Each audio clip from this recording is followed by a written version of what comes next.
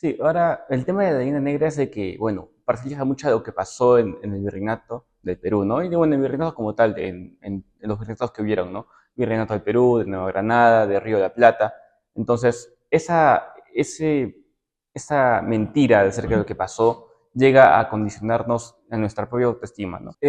Bueno, hay que justamente también lo mismo, ¿no? Poner en Ujú. balance ambas fuentes. Porque, o sea, hay gente que dice que Pizarro fue así, historiadores también recalcan que hubo un masacre, ¿no? Por así decirlo, de indígenas, pero Ujú. también hubo otra parte en la cual se ve la cara humana de Pizarro, ¿no?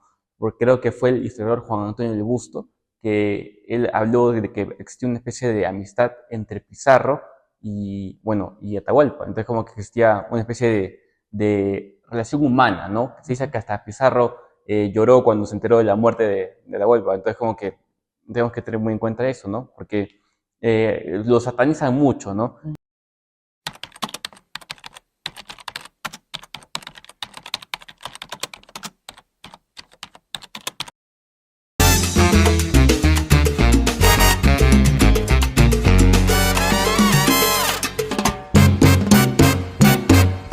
Hola amigos, buenos días, buenas tardes, buenas noches. Hoy tenemos un episodio extraordinario donde vamos a hablar sobre la historia, ¿no? Y es un tema que a mí me apasiona la historia. De pronto a ti también te apasiona. Hola Carlitos, hola con todos, muy buenos días, tardes, noches. Creo que sí, ¿no? Porque nos han engañado tanto. Sí, Hay tantas mentiras, tantas leyendas, tantas cosas que realmente nos dicen desde que somos chiquitos y uno pues se pregunta, ¿realmente es cierto lo que nos dicen? O sea, ¿realmente lo que le han enseñado a usted, a mí o a nosotros en el colegio es realmente verdad? ¿Cómo podemos saber si lo que nos han dicho es cierto? Y sobre todo, el por qué es importante saber la historia. sí. ¿Cuáles son las consecuencias del saber nuestra historia? Creo que es un tema que influye, o sea, puede influir demasiado en muchas áreas de nuestra sociedad, ¿verdad? Así es. Y hoy vamos a hablar sobre la leyenda negra. De pronto has escuchado, de pronto no has escuchado, es mito, es realidad, han inventado algunas cosas, no sabemos, pero hoy tenemos un invitado y se llama Guido Vargas. Hola Guido, ¿Qué ¿cómo tal, Carlos? estás? ¿Cómo ¿Cómo estás estás? Guido? ¿Qué Guido, tal? ¿Cómo ¿cómo estás? estás? Un gusto. Bienvenidos al canal Guido. Gracias, muchas gracias. Gracias por la ¿Cómo, invitación. cómo, cómo, cómo te gustaría que a veces las personas, no, dígame Guido Vargas? Está bien, Guido, Guido, es está muy bien, corto, es así muy que no hay corto mucho ya. que hacer. Ya Guido, sabes que este capítulo es sobre la leyenda negra, ¿no? Y la primera pregunta es, ¿qué entendemos por leyenda negra? No, bueno, para hacer precisión, la línea negra es un género, yo creo que un poco más literario que real, que se crea a partir de muchos imperios, ¿no? Hay una leyenda negra de Inglaterra, hay una leyenda negra del Imperio Ruso, entonces también pues España tuvo su leyenda negra, ¿no? La leyenda negra española, ¿no? Es famosa, ha incidido mucho también para films donde, bueno, España sale mal y Inglaterra victoriosa, por así decirlo. Entonces es un género que nace ya desde hace siglos, ¿no? Desde que asumen los reyes católicos, inclusive. Y Guido, yo deseo saber ya un poco más centrándonos en Perú, porque como tú dices que hay estas leyendas negras en diferentes imperios, etcétera, etcétera, ¿el Perú es una excepción a ello? Yo creo que no, porque, bueno, hay una leyenda negra de Perú respecto por ejemplo, las guerras un poco más actuales, ¿no? Ujú. Hay una leyenda negra del Perú con respecto a la guerra de Cenepa, Ujú. hay una leyenda negra respecto al Perú, con respecto a las fundaciones bueno, las plantaciones de arroz, bueno, Mm. porque en la guerra con Chile hubo una especie de abuso con los chinos que trabajaban en las haciendas y Ujú. bueno, los chinos se aliaron, ¿no? A Chile en la guerra del Pacífico. Ujú. Así que bueno, hay gente que exagera y gente que es un poco más objetiva. Así que la leyenda negra es como una especie de parcialización de la historia. Ujú, Interesante. Interesante lo que dices de parcializar la historia, ujú. porque siempre la leyenda negra suele construir parte muy negativo. Yo a veces algo que me ha llamado la atención, yo soy de otro país, pero cada país tiene su leyenda negra, su mentira, su cuestión, y lo que me ha apasionado a mí por la historia es las mentiras que me han dicho en el colegio, me ha ido a buscar y he encontrado otras cosas. Y algo que me he dado cuenta cuando llego a este país, acá, es que hay mucha confrontación entre ustedes mismos. Y eso debido a todas estas cuestiones que siempre nos han metido, de que este es malo, este es bueno, que los españoles nos saquearon, los españoles son malos, pero cuando nos introducimos en la historia real del virreinato, de lo que fue Perú, yo me he enamorado del Perú, yo fuese querido pertenecer al Perú, porque es una historia muy distinta a la que nos dicen. Entonces, quiero que nos introduzcamos en esto, ¿no? La influencia de la leyenda negra, de que a veces nosotros ya grande pensamos cosas que realmente no fueron así. Sí, ahora el tema de la leyenda negra es de que, bueno, parcializa mucho de lo que pasó en el virreinato del Perú, ¿no? Y bueno, en el virreinato como tal, en los virreinatos que hubieron, ¿no? Virreinato del Perú, de Nueva Granada, de Río de la Plata. Entonces, esa mentira acerca de lo que pasó llega a condicionarnos a nuestra propia autoestima, ¿no? Pero hay que tener muy en cuenta de que no es que del todo, o sea, como les he dicho, es una parcialización. En parte es verdad. Por ejemplo, no sé si conozcan el escrito de el nuevo libro de Guamán Poma de Ayala, que es de la nueva crónica de buen gobierno, que es una serie de escritos que Guamán Poma de Ayala bueno, vislumbra y es como una especie de historieta inclusive para que sepamos lo que pasó, ¿no? O sea, hay hechos que son verdad y hay hechos que han sido exagerados, ¿no? Alguien importante vendría a ser Bartolomé de las Casas, que, bueno, creo que sí lo conoce, exagera de cierta manera lo que pasó en los virreinatos, como tal, ¿no? También, inclusive, aunque alguien más peruano, por así decirlo, podría ser el Inca Garcilaso de la Vega, porque él tuvo la historia de la Florida, donde exagera bien lo que pasó con lo que, cuando llegaron los españoles a la isla, ¿no? A la española. Entonces, hay, hay cierta leyenda rosa que también intenta blanquear lo que pasó con el virreinato, ¿no? Entonces, para que nosotros tengamos una imagen más clara de lo que pasó, hay que tener en cuenta ambos vicios, ¿no? No hay que, no hay que pensar que todo esto fue un paraíso y tampoco hay que pensar que esto fue el infierno, ¿no? Vivimos en la tierra y todos somos allí, creo. Muy claro. Por ejemplo, o sea, en la historia, ¿cómo tú sabes que la persona que está diciendo ABC es realmente ABC y no es Z? O sea, ¿cómo sabemos realmente que lo que nos cuentan los diferentes historiadores es realmente cierto? Justamente creo que esa es la importancia de tu conocimiento, porque en el colegio siempre nos dicen esto fue así, asá, asá, y punto, se acabó. Y si no te lo aprendes tal cual, tienes una baja nota. Pero señor, pero profesor dice esto en otro libro, hay algo otro que dice lo que otro. No, no, señor, lo que está, listo. ¿Cómo Sí, podemos hacer para llegar a esa verdad desde el punto de vista de un historiador, desde la historia como ciencia? como ciencia es siempre contrastar las fuentes, ¿no? Existen como, hay fuentes primarias y fuentes secundarias, ¿no? Las fuentes primarias son contemporáneas a lo sucedido y las fuentes secundarias son con años de diferencia o gentes que han sido muy externas al suceso, ¿no? Entonces, y también hay terciarias, pero bueno, eso podemos verlo luego, pero justamente estas dos fuentes están realmente vistas por un espectador, que somos nosotros. Nosotros tenemos que ser lo más imparciales posibles para ver lo que está pasando y entender el contexto de estas fuentes, porque hay autores que son de una tendencia ideológica distinta, ¿no? Por ejemplo, ahí está el enfoque marxista de la historia, ¿no? Que ahí está Joseph Fontana y toda la escuela marxista, que es un poco más, se podría decir, condicionada a su visión, ¿no? También está la escuela, por así decirlo, clásica, donde inclusive cabe la posibilidad de lo que se llama la providencia, ¿no? Que es un poco más, bueno, que es justificada por Juan Balmés, que es un apologeta de la Iglesia Católica, y es como que ellos definen un poco más que todo está hecho por Dios, ¿no? Entonces, ahí vemos a los católicos que justifican el curso de la historia con Dios, están los que justifican el curso de la historia por la lucha de clases, ¿no? Entonces existen como que esas dos ramas, pero no son las únicas, hay muchísimas más.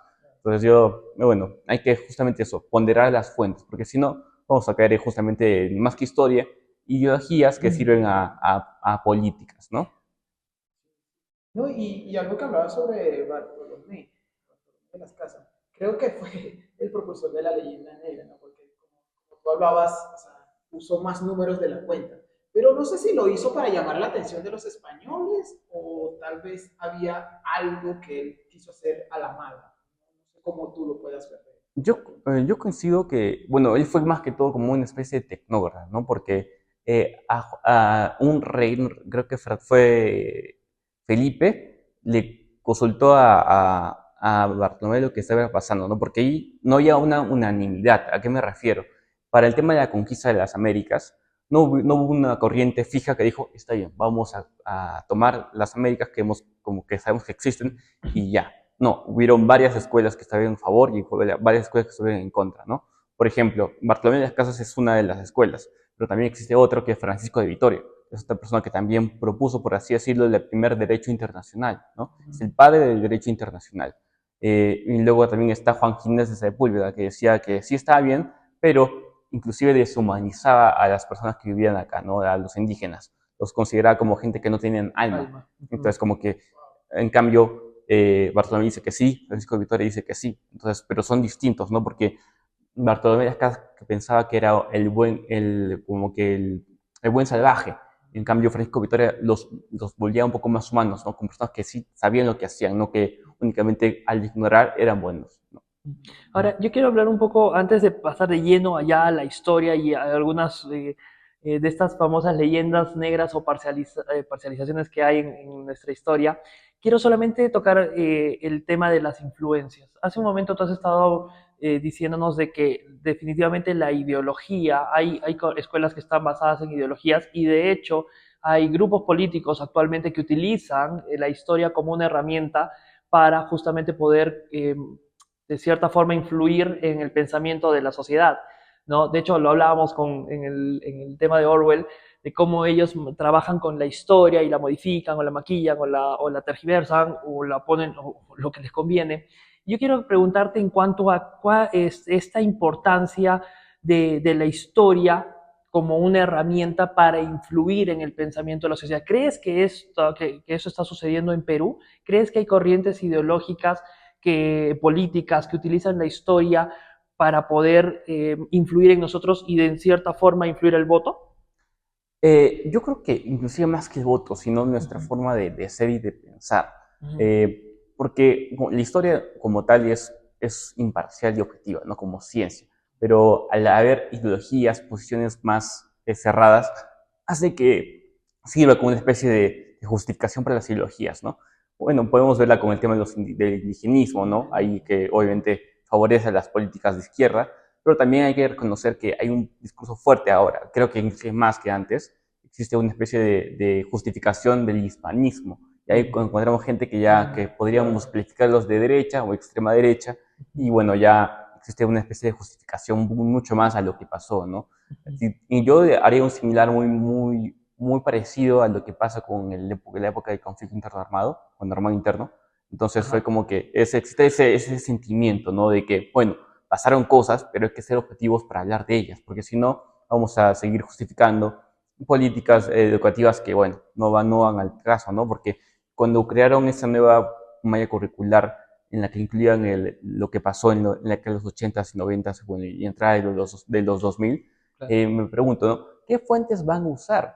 ¿Van a usar las fuentes, ambas fuentes, o únicamente van a hablar de la Comisión de Verdad, o libros que justificaban lo que pasó en ese entonces, ¿no? De los grupos armados, ¿no? Los grupos armados no reconocidos. Entonces, hay que tener en cuenta que si no usamos ambas fuentes, vamos a seguir lo mismo, en caer en ideologías y vamos a seguir radicalizándonos, ¿no? Partiendo más inclusive a una visión de Perú, ¿no? Que es lo que creo que falta. No hay una visión de Perú como tal, sino hay derecha-izquierda y, bueno, lo que está dentro son lo que creo que mal denominamos callares, porque ahí se reduce la expectativa del debate, ¿no? De decir caviar o facho ya es algo común y no ayuda mucho al debate, ¿no? Interesante. Pero sí, algo que decía María Rostorowski es que conforme nos cuenten la historia nos acompleja. Y sí es cierto. Que, si te pintan la historia de una manera y es como que te acomplejas de ese lado como lo de izquierda o de derecha. Cuando realmente somos una nación. Pero claro, yo no soy peruano, pero pertenezco a esta nación. Y algo que yo me doy cuenta mucho es entre esa pelea pues interna, que yo digo, pero si son los mismos, si eres de Puno, eres de Arequipa, pero igual, entonces, y es debido a la mal forma de contar la historia. La forma como usa mucho una palabra ahorita, discriminar.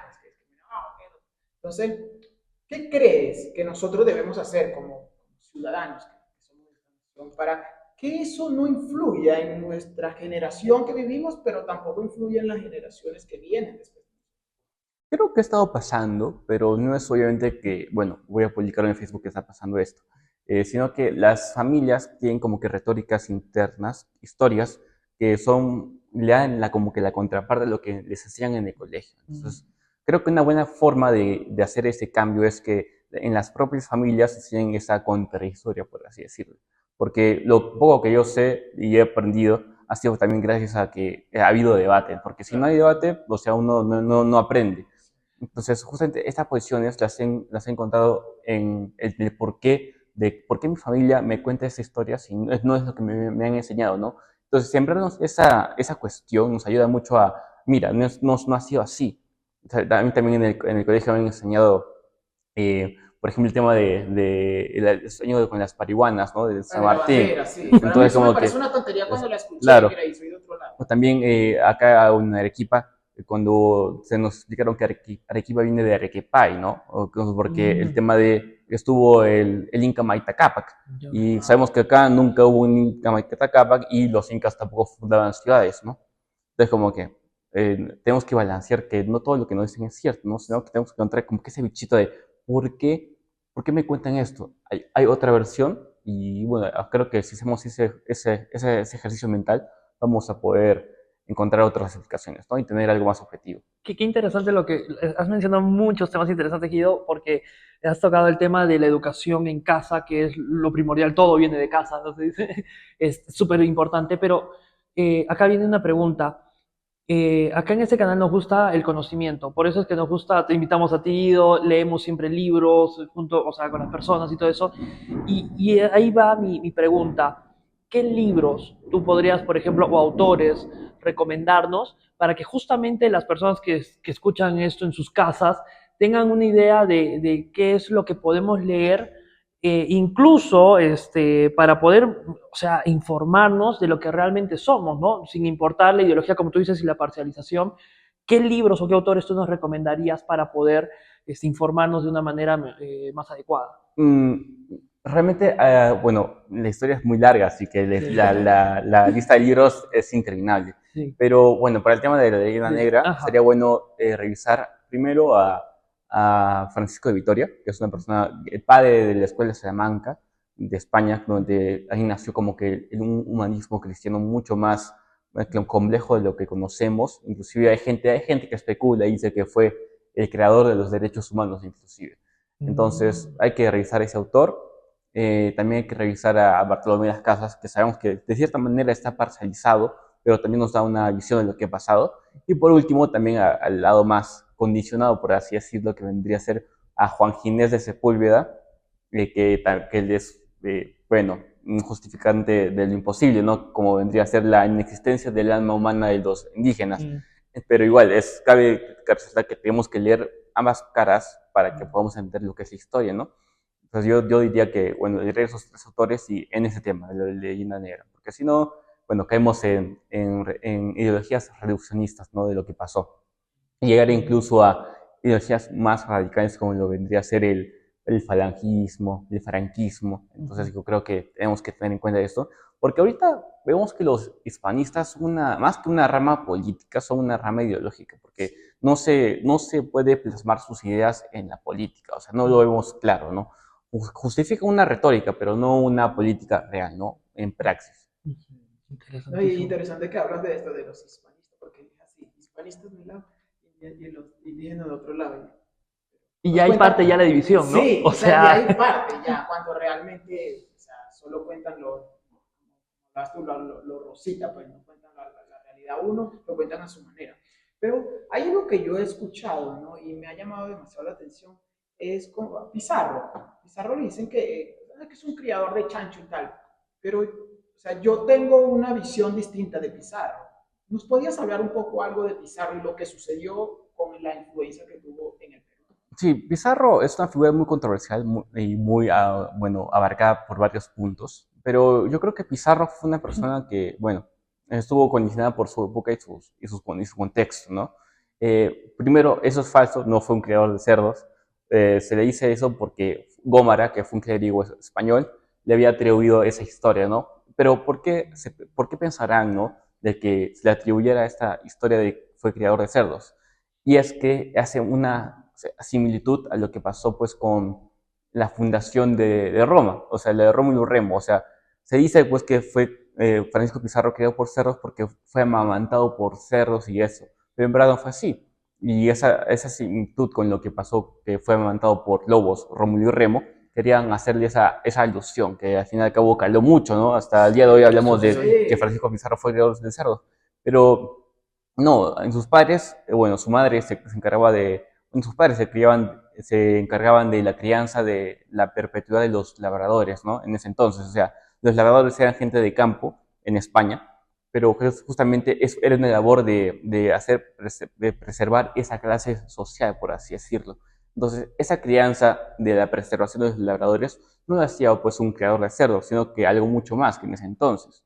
Entonces, creo que Pizarro fue una persona que salió de una situación algo difícil porque su padre también fue capitán y bueno, su madre trabajaba para un monasterio de Santa Catalina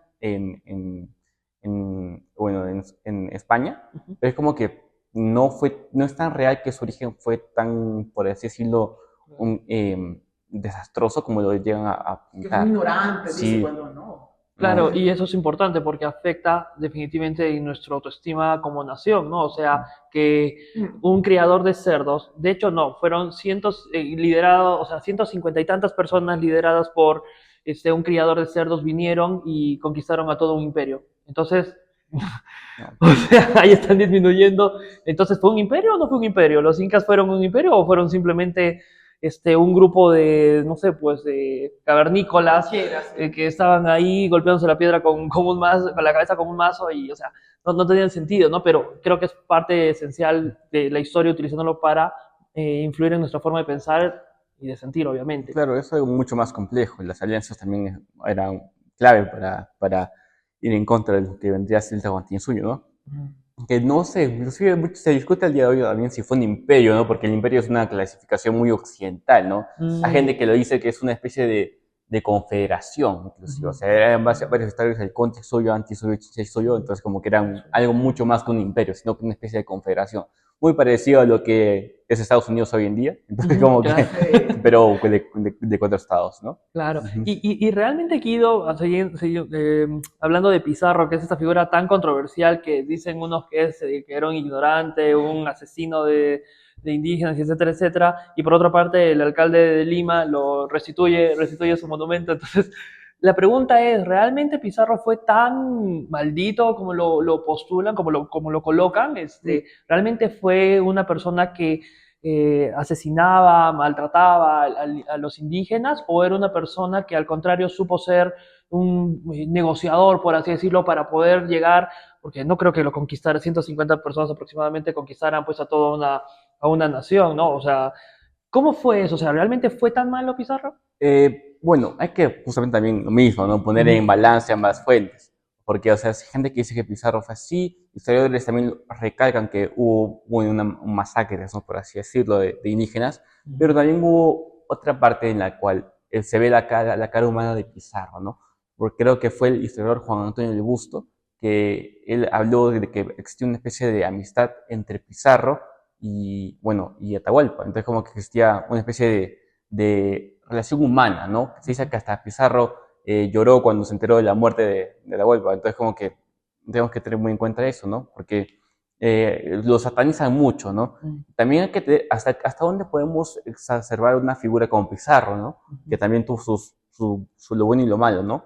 Y esta tendencia a hacer como que esculturas, ¿no? De estas personas nos ayuda a repensar, y eso creo que es la invitación a que nosotros reflexionemos lo bueno y lo malo de ese personaje, ¿no?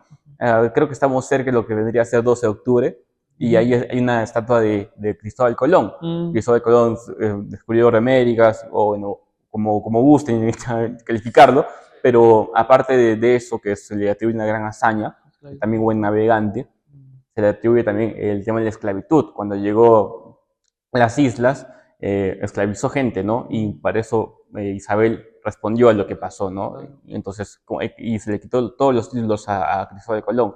El testamento que tiene es muy reducido para lo que se le había digamos, puesto como laureles, ¿no?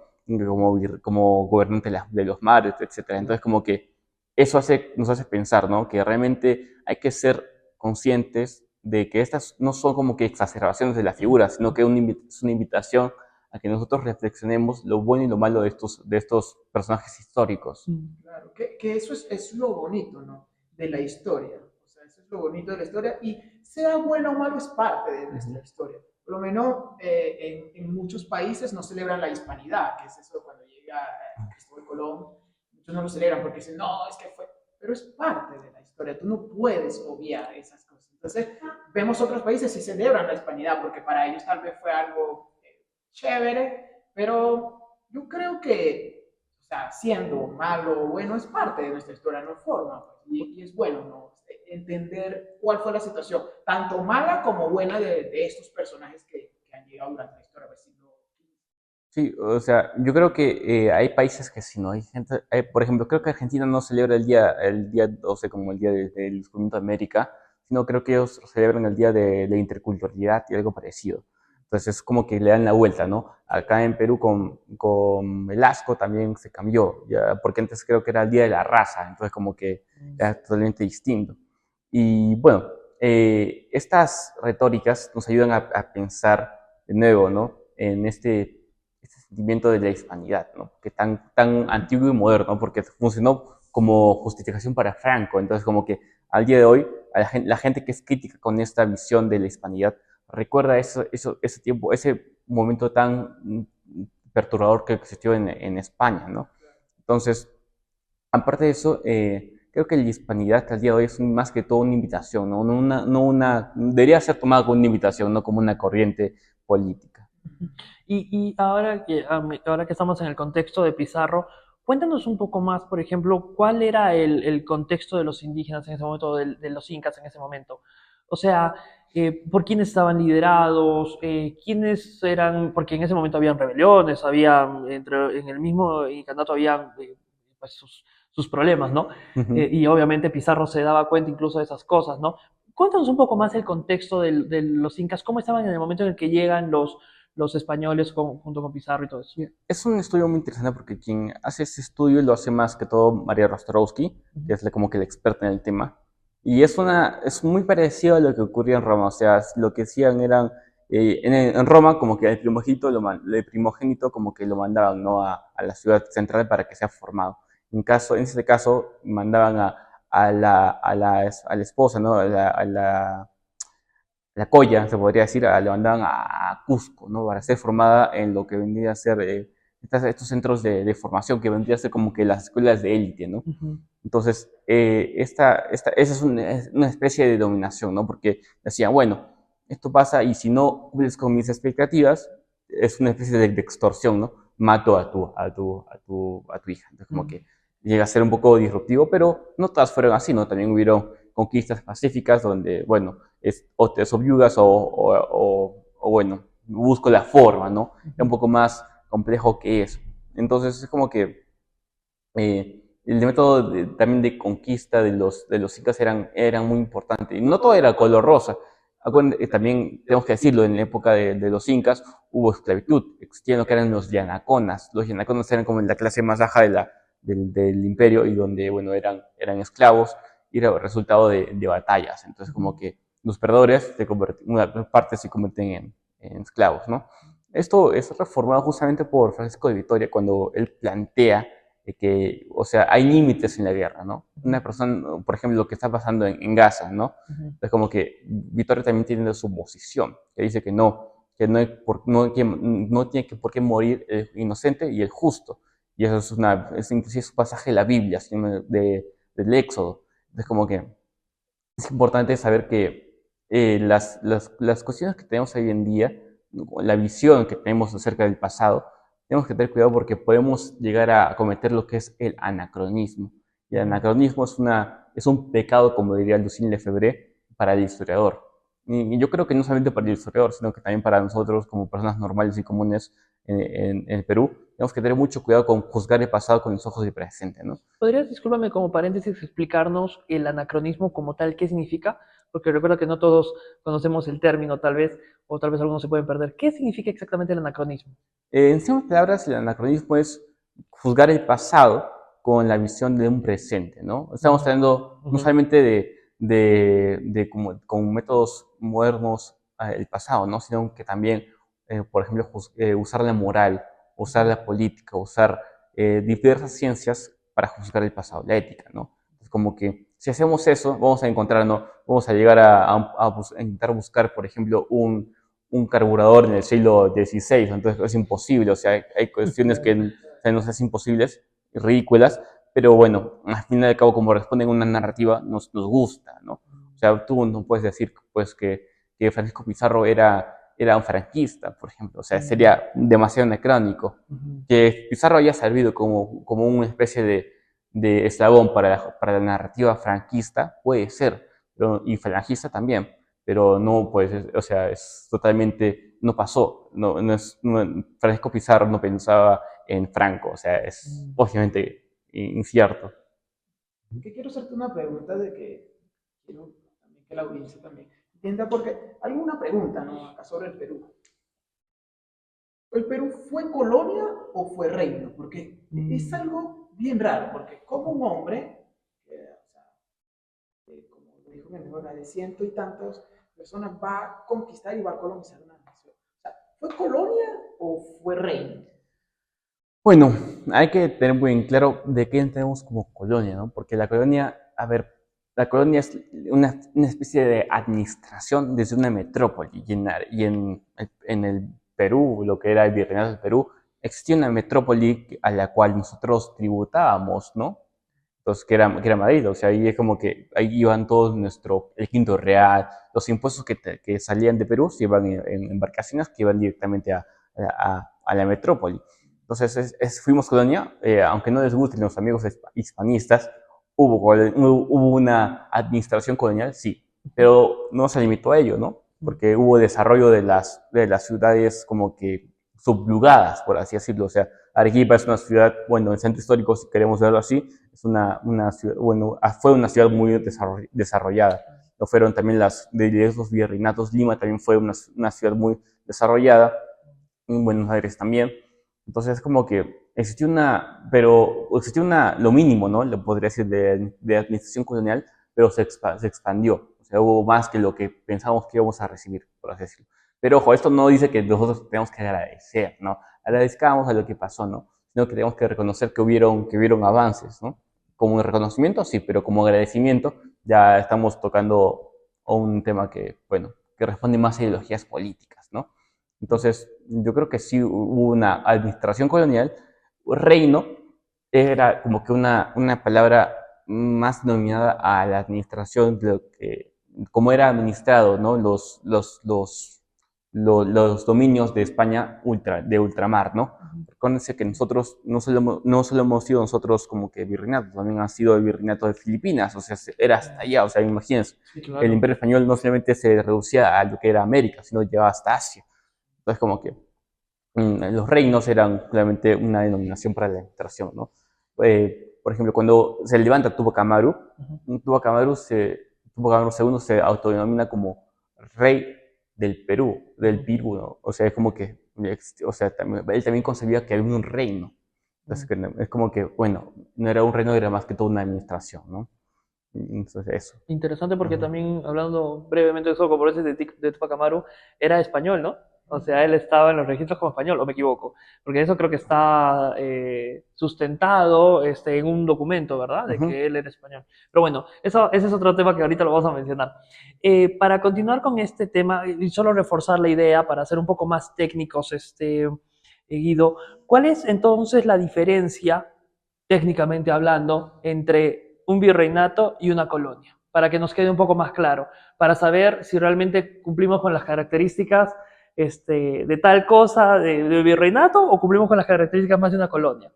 En tu opinión, ¿me podrías dar un poco de ese dato? Lo que digo no es oficial, por así decirlo, ¿ya? Pero mi concepción es de que la colonia es una administración económica, está subyugada a una administración económica desde la metrópoli, pero se queda solamente en eso, en una administración económica. O sea, se limita mucho a ello.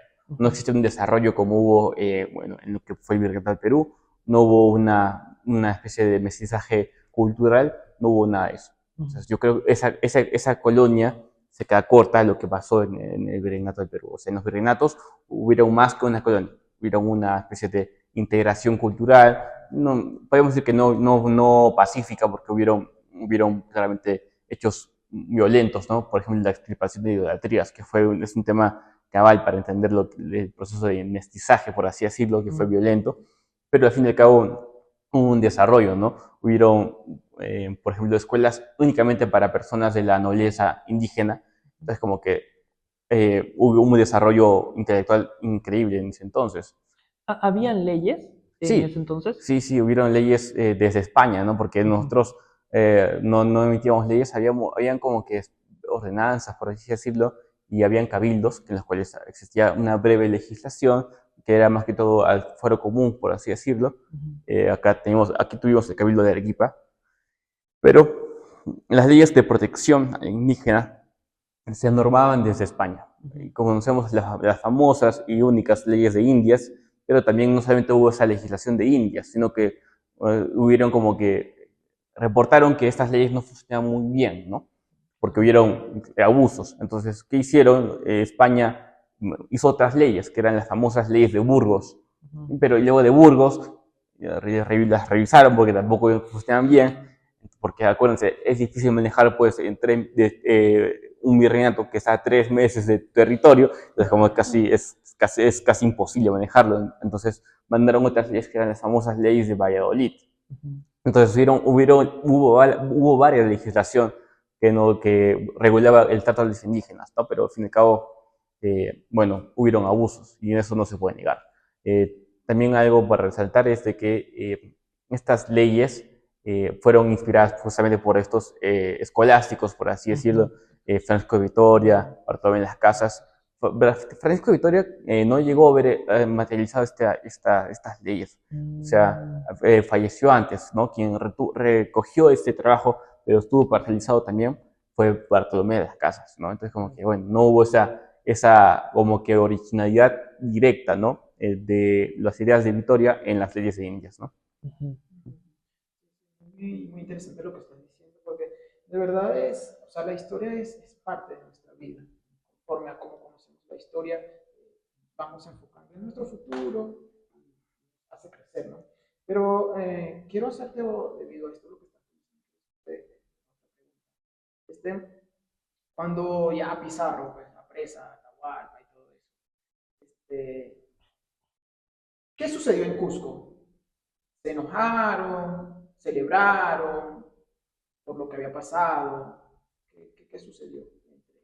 La ciudad como tal, los ciudadanos, bueno, no ciudadanos, no los buenos que aún súbditos del Inca, se quedaron como que en shock, porque acuérdense que el Inca no solamente era el Inca, no el rey, sino que era algo más, era como un dios, era el hijo del Inti, entonces como que era una figura sacra, por así decirlo. Entonces era como que se quedaban atónitos, ¿no? Hace poco también salieron unos escritos, que también les recomiendo revisarlos, que dan otra historia, ¿no? Del que pasó con la captura de Atahualpa, ¿no? Se dice que se mató a toda la nobleza, ¿no? Toda la corte de Atahualpa. Se dice, entonces es un documento que, bueno, aún se está estudiando porque es nuevo descubierto, ¿no? Claro, No de esa época. Entonces es como que se replantea la historia, ¿no? Pero sí, como tal, es una sociedad que se quedó choqueada, pues, para utilizar términos modernos. Se quedó así porque era la cabeza de la sociedad, era el fundamento de todo. Entonces, sí, no sabían cómo actuar, así que el actuar póstumo fue más que todo errático, ¿no? Entonces, de ahí salieron otras rebeliones, bueno, ya los dominaron, ¿no? Como la primera rebelión que hubo, creo que era de Juan Santos Atahualpa, si no recuerdo bien el nombre ya, pero la primera rebelión que fue después de la dominación de España a lo que fue el Tahuantinsuyo, se hizo una fuerte resistencia a esa dominación española y se dice que nunca perdió. ¿Por qué? Porque ellos se refugiaron en la selva. O sea, esa rebelión liderada por ese líder indígena se escondió en la selva y nunca más como que salió. Entonces surge esa leyenda en que algún día ese personaje va a salir y va a retomar como que la administración. Y es una leyenda que, bueno, aún sigue siendo muy fuerte en las comunidades. Ujú. Ahora, mi pregunta es, y es creo que es muy importante, ¿solo los incas fueron, eran desde un punto de vista esclavizados o habían otras etnias, culturas que también eran eh, esclavizadas aquí en Perú? ¿Podrías reforzar un poquito más eso por aquel entonces? ¿Cómo era el tema de si habían africanos, asiáticos? Me gustaría saber, porque hay posturas que consideraban a los, que dicen que consideraban a los incas que sí tenían alma, pero que los africanos, por ejemplo, no. ¿No? Entonces, ¿qué opinas acerca de esto? ¿Qué nos puedes dar respecto a estas otras etnias que estaban en Perú? Sí, a ver, si bien están los indígenas, que bueno, los indígenas también tienen pues como que el mar de etnias. No Mm, sabemos pues de indígenas incas, ¿no? ujú, Del pueblo claro. inca, ¿no? Ujú, Porque no, los incas, inca era un título, ¿no? ujú, En pueblo inca estaba subyugado, también estuvo subyugado el pueblo chanca, ujú, estuvo también otros pueblos, ¿no? Por así decirlo. No era una sociedad como el día de hoy que decimos, ¿no?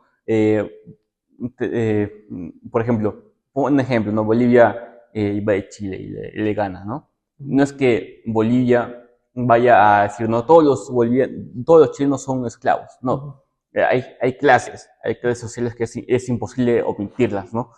Por eso habrían chilenos que son esclavos, hay ujú, chilenos que son de clase un poco más como que terrateniente, y están pues los de la élite, por así decirlo. ujú, Pues por eso yo mencionaba estas escuelas de indígenas de élite, ¿no? ujú, Porque a pesar de eso, en el Virreinato de Perú había indígenas que sí eran esclavos, pero había también indígenas que eran de élite, ¿no? ujú. Y para ellos eran Correcto. las escuelas, ¿no? El Seminario San Jerónimo, el Convictorio de San Carlos, también estuvo Huamanga, también, por el caso, cuando existía ese seminario.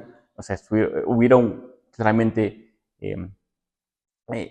castas, por así decirlo, aún, ¿no? Entonces Ujú, eran también clases sociales que están divididas, y no todos eran de únicamente clase alta o libres, también había esclavos, ¿no? Estos esclavos eran,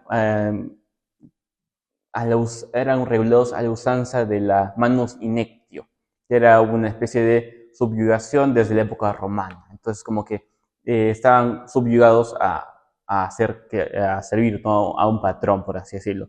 Y ojo, también eso cabe resaltar que esta subyugación al patrón, por así decirlo, hace que adopten apellidos españoles. ujú, Justamente no es que, pucha, me apellido Vargas, porque yo apellido Vargas, y pucha, yo tengo algún descendiente español por ahí, pero ujú, no es eso, sino que realmente puede haber inclusive habido un Yanacona que ujú, haya estado subyugado a un patrón que apellidase Vargas, y ujú, yo, como soy como que el subyugado, yo adopto ese apellido. Entonces, como ujú. que no es porque, o sea, no No es generalizo, porque hay porque, gente que sí, Claro, claro. pero claro, lo común no es eso, sino que era a un patrón, ¿no?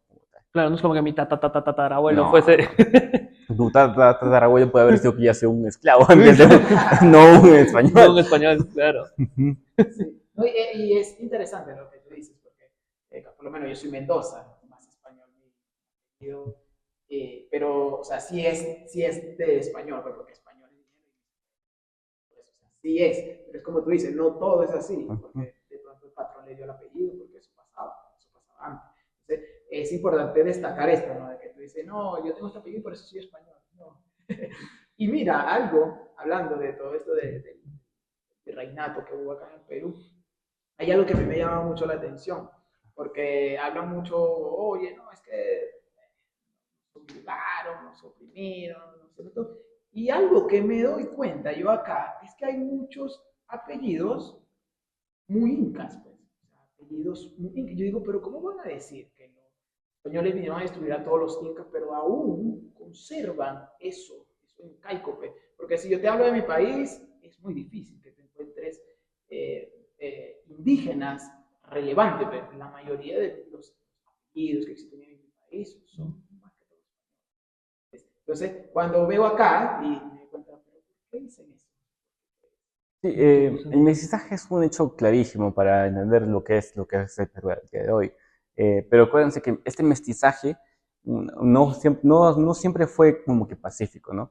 Acuérdense que yo les comenté de la extirpación de idolatrías, donde Claro. se eliminaron dioses prehispánicos a diestra y siniestra, ¿no? Inclusive hay libros que hablan justamente de esta transformación de líderes de iconos al catolicismo, ¿no? Por ejemplo, Pachacamac, que fue un dios inca, bueno, que los incas adoptaron porque no era únicamente de los incas, sino que acuérdense que los incas adoptan los dioses de los demás pueblos. Ahora, se convirtió en lo que el día de hoy es el Señor de los Milagros. Entonces, como que Sí. esa transformación es increíble. Entonces, yo les recomiendo hacer un poco más de bueno, más interés en la investigación de este tema. Pero también, por ejemplo, el tema de mestizaje, hubieron casamientos. Sí, claro. Bueno, hay que mediar que los casamientos no es que hayan sido también voluntarios, ¿no? Por así decirlo, no todos, ¿no? Porque acuérdense que eran más que todo casamientos arreglados porque median intereses económicos, median intereses sociales.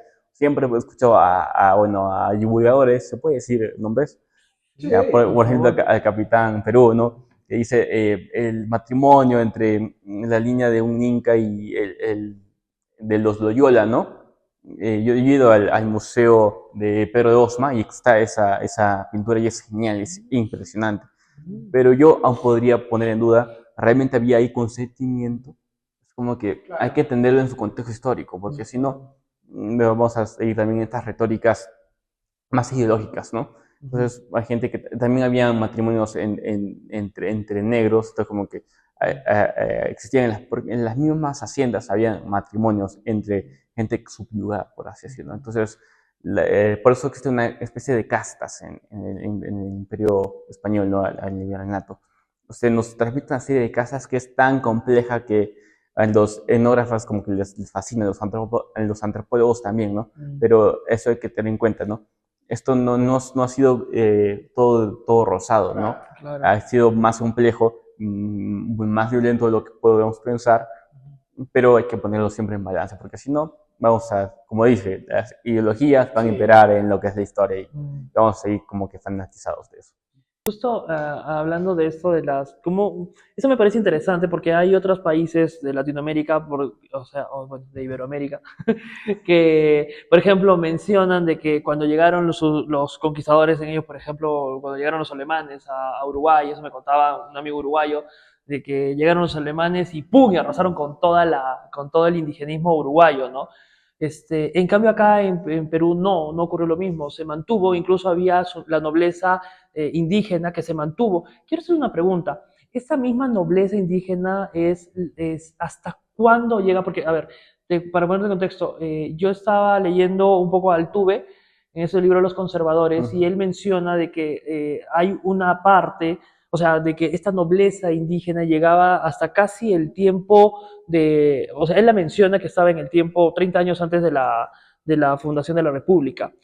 ¿Es cierto? O sea, todo esto, estos mismos nobles de los que estamos hablando del tiempo de Pizarro y todo eso, esta misma nobleza indígena, española, etcétera, etcétera, llega hasta los años, hasta la fundación de la República.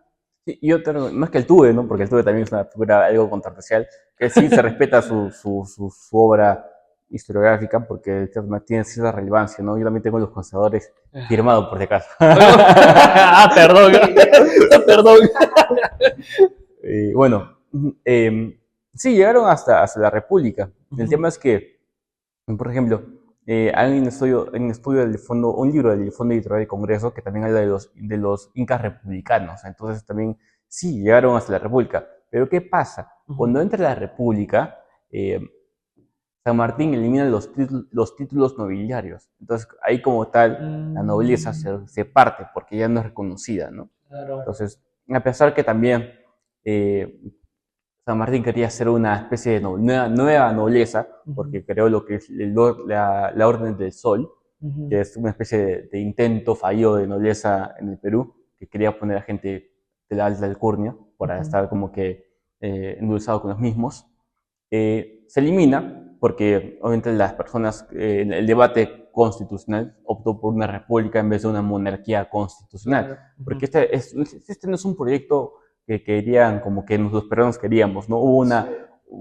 como tal, porque hubo peruanos que sí querían, eran más solapas, ¿no? Por ejemplo, hubo un diputado que también Altuve Ferez hace un libro o mención del mismo, que también era monarquista, no recuerdo el nombre del momento, pero también era pro monarquía y quería que, María Pando se llama Ajá, así, ya. y María Pando quería pues una monarquía, pero era como que no era como que el Vox Populi de la época, ¿no? Sino que era otra.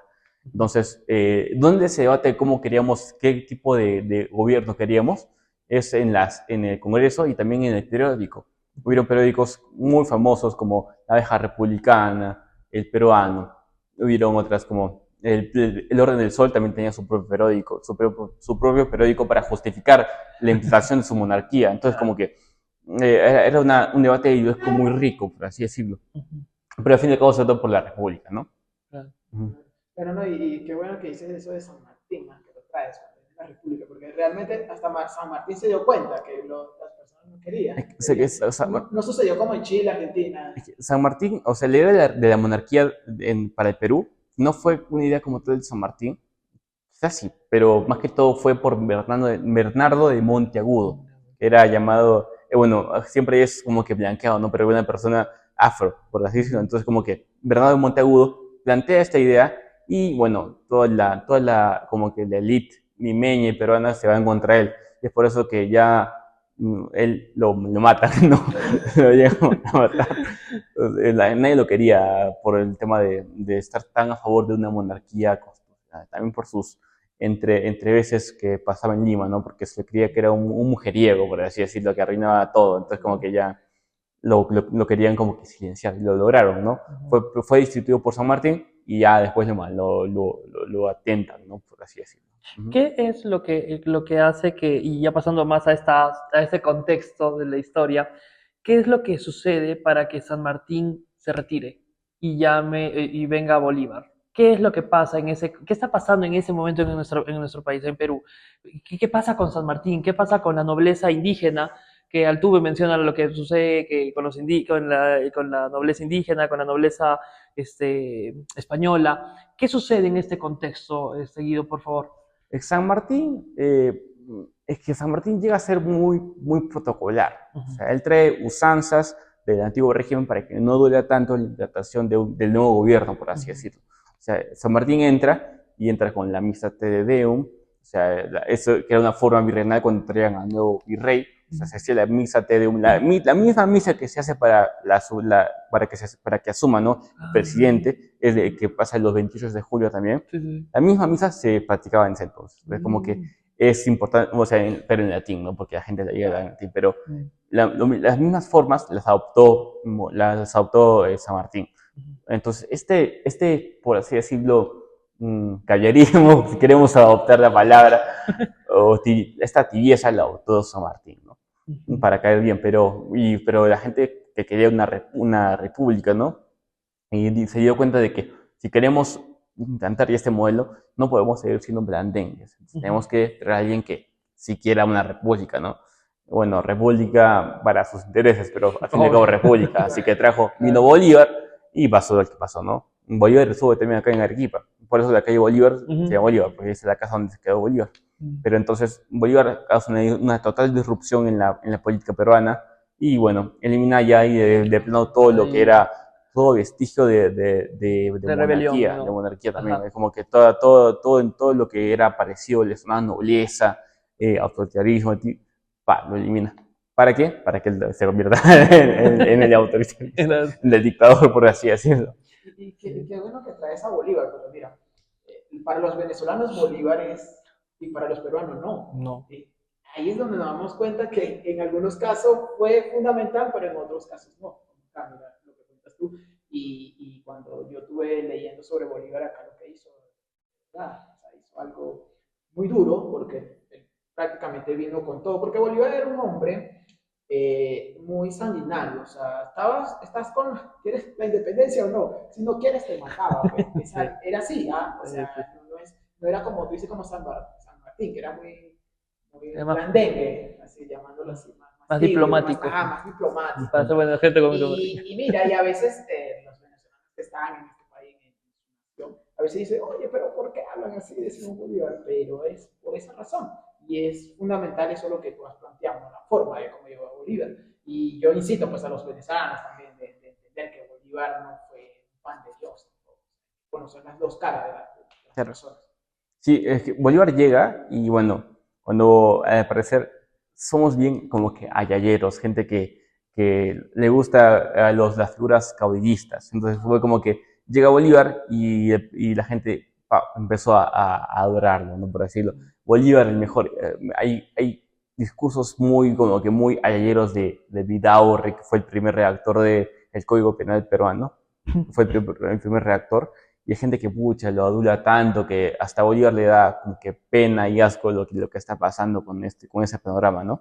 Una persona, la mano derecha de Bolívar fue una persona muy importante en mi consideración, que fue José Faustino Sánchez Carrión, que él tenía esa idea norteamericana del federalismo, por así decirlo. Entonces fue como que la persona que propuso en el Perú una república federal.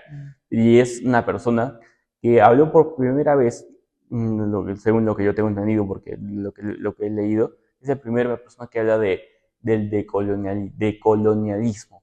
O sea, él busca descolonizar las costumbres que tenemos en Perú. ¿Para qué? Para que nosotros podamos llegar a ser ciudadanos plenos, ¿no? No podemos, según él, no podemos llegar a ser ciudadanos plenos si seguimos con prácticas coloniales, ¿no? Coloniales. Claro.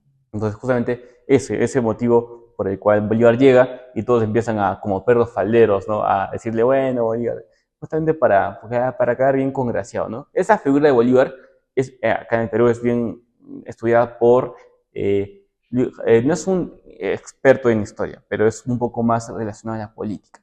Es Javier de Belaúnde Ruiz de Somocurcio, es un arequipeño, Sí, sí, sí. tiene su libro en el Fondo Editorial del Congreso, bueno, que ya tiene varios años ahí. Y era pues que también Bolívar hablaba de la unión de los españoles americanos, ¿no? Entonces justamente esta unión entre del pueblo americano es una idea que caló mucho en este autor, pero también que Bolívar lo pregonaba, ¿no? Y bueno, el día de hoy por eso a veces hablamos de América, de los americanos, ¿no? De esta unión hispanoamericana, americana, por así decirlo. Alan García hay un video en YouTube de Alan García donde él explica esta parte de la historia y él dice de que justamente fue la independencia de Perú se realiza en contra en contra del deseo de los peruanos de ser independientes. Algo así, lo estoy parafraseando. No sé si viste ese video, Guido. ¿Tú qué opinas respecto a esto? ¿Es realmente cómo puedo explicarlo, tan literal lo que Alan García dice en ese sentido? Yo creo que depende mucho de cómo lo abarquemos, porque, a ver, depende, yo creo que no, porque ¿quiénes eran considerados peruanos en ese entonces, no? Ujú. O sea, éramos peruanos como tal, éramos españoles como tal, éramos parte del virreinato del Claro, Perú, ¿no? claro, claro. Entonces, y aparte, ante, ¿a quién les estabas preguntando que si quería una república, una independencia o no, ¿no? ¿A quién? A la élite limeña, Ujú, al pueblo llano peruano, ujú, ¿a quién le estabas preguntando si quería ser república, no? claro, Entonces, obviamente, la élite iba a decir que no, porque querían preservar sus privilegios. claro. Y siempre ha sido así, porque cuando entra la república, las primeras personas que van a preservar sus privilegios es la élite limeña, ¿no? Entonces, como que, obviamente, ellos transan con San Martín para que sus privilegios no se vean tocados. Y es Ujú, por eso que también se crea la Orden del Sol.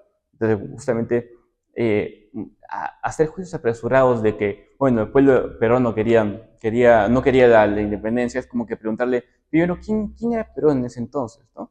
claro. Entonces, sí, yo creo que, bueno, si tuviéramos una máquina del tiempo, ya hacemos un referéndum de si quieren independencia o no, sería posible de saberlo, ¿no? Pero por el momento creo que es imposible saber si queríamos ser independencia o no. El tema es, queríamos libertad, queríamos esos valores de la Revolución Francesa, queríamos eso. O sea, yo creo que también tenemos que responder esa pregunta, ¿no? ¿Qué crees tú? ¿La República benefició o perjudicó al Perú?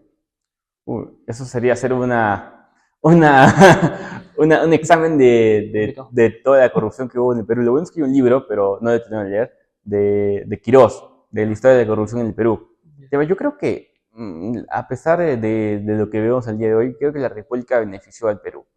No por el tema de que, bueno, por el tema de las castas. Yo creo que esa eliminación de castas fue clave para que nosotros podamos entender a la República actual, porque el tema de castas era increíble. Si tenemos racismo al día de hoy, imagínate en ese entonces, o sea, había mucho más racismo, aunque la gente diga que no había racismo porque todos éramos iguales, había clases, o sea, era obvio que sí había, y bueno, hay estudios también de eso, pero yo creo que nos ayudó porque éramos ya no dependientes, no éramos vasallos, sino éramos personas ya con un juicio propio, con una capacidad de voluntad mucho más amplia, porque acuérdense que la libertad no solamente es que me den, que me reconozcan la libertad, sino que me tengan los medios para poder ejercer mi libertad, ¿no? Hay libertad positiva y negativa, ¿no? La positiva es la de poder hacer, y la negativa es que no me pueden negar a hacer algo. Entonces, esos valores son realmente republicanos. No, no va a ser posible tener este tipo de valores en una monarquía absoluta como en ese entonces, ¿no? Entonces, una monarquía, inclusive la constitucional al día de hoy funciona en ciertos países, pero si no se adoptaban estos valores republicanos, yo creo que hubiéramos sido subyugados a lo que vendría a ser España, ¿no? Claro. Interesante, muy interesante. Ahora, hay mucho más por hablar. Tenemos que hacer una segunda parte, Guido. Nos vas a acompañar en esa segunda parte más adelante, que yo quiero hablar todo acerca de cómo fue la etapa republicana. Obviamente, ese es otro video, ese es un montón de tiempo más, que obviamente me gustaría que nos acompañes en ese momento, porque ¿qué sucede después en la República? O sea, ¿cómo es posible de que hoy en día estemos como estamos, ¿no? ¿Cuántas constituciones hemos pasado? ¿Cuántos presidentes realmente hemos tenido que han realmente hecho lo correcto por el país? ¿Cuántos han trabajado por sus conveniencias o la conveniencia de estas élites que lamentablemente hasta el día de hoy vemos que existen?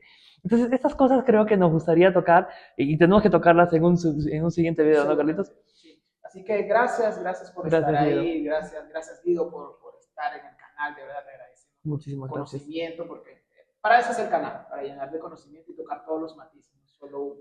Y de verdad damos las gracias por haberte quedado hasta el final, por darle me gusta, por compartir, y de verdad, gracias por lo que hace, porque esto, como es, a nosotros no nos paga la derecha, a nosotros no nos paga tampoco la izquierda, ni nada de eso. Nadie los Nosotros lo paga. hacemos con nuestro esfuerzo porque estamos interesados en llevar el conocimiento a ustedes y compártanlo, que es fundamental, darle me gusta y activar la campanita para que te avise. Y escriban en los comentarios si quieren que Guido esté más con nosotros.